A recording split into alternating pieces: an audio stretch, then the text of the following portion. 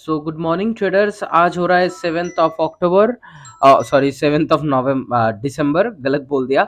And it's noted for us. तो कैसे क्या काम हुआ और कैसे कुछ बना, तो सब कुछ समझेंगे। समझने के लिए थोड़ा फिर से वंस अगेन हम लोग को जाना होगा प्रीवियस डे का चार्ट में। प्रीवियस डे का चार्ट में क्या था? गैप अप ओपनिंग था। ओपनिंग में हाई ब्रेकआउट में मार्केट नीचे आया था। भले भले ही हम लोग हाई ब्रेकआउट में काम नहीं किए थे, लेकिन यहाँ पर एक सेलेंटिंग का सेटअप बना था और काम हुआ था। लेकिन हम लोग का थोड़ा मतलब लॉजिक के लिए हम लोग काम नहीं किए थे तो ठहर गए, तो वो अलग सीन है। लेकिन हाई ब्रेकआउट में अगर सेम टू सेम अगर कुछ हो तो काम नहीं करना है, ठीक है। तो मार्केट आज क्या किया? Flat to gap down opening दिया। गैप डाउन ओपनिंग देने के बाद मार्केट डायरेक्टली नीचे की साइड फॉल करना शुरू कर दिया। तब मेरे को लगा कि मार्केट जब इतना बड़ा कैंडल बनाया है तो अगला और एक कैंडल बना दे कि डायरेक्टली ये 46,500 का लेवल को डायरेक्टली नीचे की साइड ब्रेक डाउन कर दे।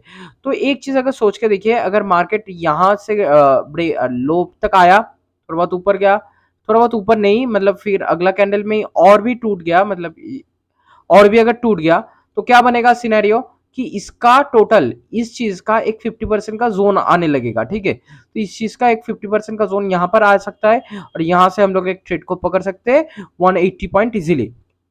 180 तो नहीं पकड़ने वाले, तो 140 या फिर 120 ऐसा ही कुछ पकड़ने वाले।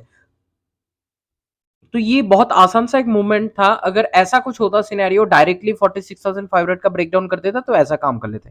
लेकिन और एक चीज देखिए, अभी मार्केट यहां तक नीचे आया, नीचे आके जब ऊपर गया तो मैं ये वाला जो फीब रिट्रेसमेंट मैंने ड्रॉ करके रखा था 0.5 0.6 का जोन तक पहुंचा, तो मैंने यहाँ पर काम काहे नहीं किया वो थोड़ा समझ लेते। देखिए, मेरा एक ही सिनेरियो रहता है कि मार्केट ऐसा क्रिंच मोमेंटम नहीं करना चाहिए। मतलब क्या, पूरा का पूरा नीचे नहीं आके थोड़ा बहुत आया फिर ऊपर भागा, फिर नीचे आने का एक सेटअप बना रहा है 150 का।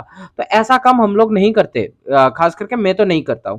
तो जो करता है उसका सीन अलग है, ठीक है। जो करता है वो करता है, मैं नहीं करता। तो मेरे को क्या मांगता है कि इधर से मार्केट सीधा पूरा का पूरा नीचे तक फॉल करेगा। कहां तक? 46,500 का लेवल तक फॉल किया। फॉल करके इधर टाइम पास करवाया, ठीक है। टाइम पास करवा के इधर से बायर्स को एक्टिव करवा के फिर मार्केट गया अपना ये वाला जोन तक। जब यहाँ पर जोन तक पहुंच गया तो हम लोग सेल करने के लिए प्रिपेयर हो गए और सेल कर सकते थे, ठीक है। जब सेल के लिए रेडी हुए, लेकिन सेल काहे नहीं कर पाए, ये तो अपना ये वाला जोन तक पहुंचा था। तो बोलेगा कि ये क्या चीज का जोन है और ये वाला अलग जोन क्यों दिख रहा है। तो मैंने पहले मार्क किया था ये कैंडल का हाई से एक जोन, जो ये आपका पिंक कलर का जोन आ रहा है, ठीक है। और फिर मैंने मार्क किया कि क्लोजिंग प्राइस से, क्योंकि देखिए क्लोजिंग प्राइस में भी सेलर्स अवेलेबल है और यहाँ से भी सेलर्स अवेलेबल है। लेकिन मैं मार्क कर रहा हूँ कि क्लोजिंग प्राइस से ज्यादा सेलर्स को हंट करने के लिए वो मार्केट ये 0.5 0.6 का जोन तक पहुंच सकता है। तो दोनों जोन को मैंने मार्क कर दिया। तो मार्किंग आया, अरे सॉरी, तो यहाँ पर मार्किंग आया कि यहाँ से यहाँ तक, ठीक है। तो मार्केट मेरे को जब दिखा कि ये आपका ये वाला 0.5 का जोन में भी पहुंचा और ये वाला पिंक कलर का जोन में भी जब पहुंच गया, तो मैं रेडी हो गया कि सेल करने के लिए। जब सेल करने के लिए रेडी हुआ तो देखिए 9:40 पे एक प्रॉपर रेड कैंडल आया 9:40 पे।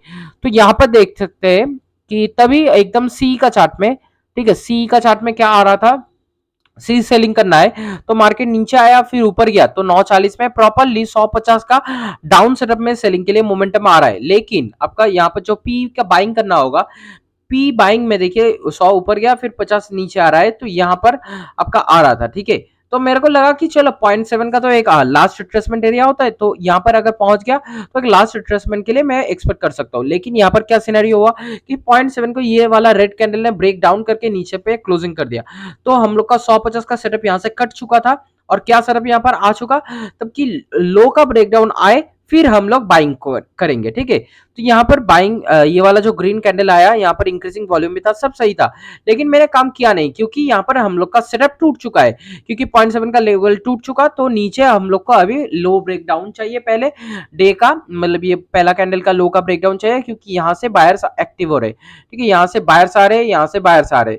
तो इसको बायर्स को काटने के लिए पहले मार्केट को पूरा का पूरा इसको नीचे काटना होगा, फिर मार्केट जा सकता है। तो यहाँ से अगर मैं एंट्री बना लेता कि चलो ब्रेकडाउन हो चुका तो क्या है, साइकोलॉजी गया, मतलब कुछ भी करने मेरे को मैटर नहीं है, तो मैं काम कर लेता हूँ, तो मेरा सीधा का सीधा स्टॉप लॉस हिट होता है। तो ऐसा मैंने साइकोलॉजी पे मैंने कुछ काम नहीं करता, ठीक है। साइकोलॉजी पे मेरा कोई हाथ नहीं आएगा, तो साइकोलॉजी मेंटेन किया और मार्केट ऐसे नीचे आया।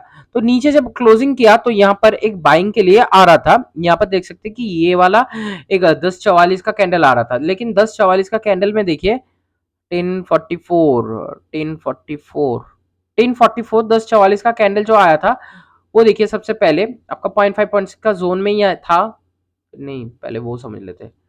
1044, हाँ 0.5 का जोन में ही एक आ रहा है, मतलब 0.7 से रिट्रेसमेंट ले रहा है, लेकिन यहाँ पर स्ट्रॉन्ग कोई मोमेंटम नहीं है, तो अगला कैंडल में एक स्ट्रॉन्ग है।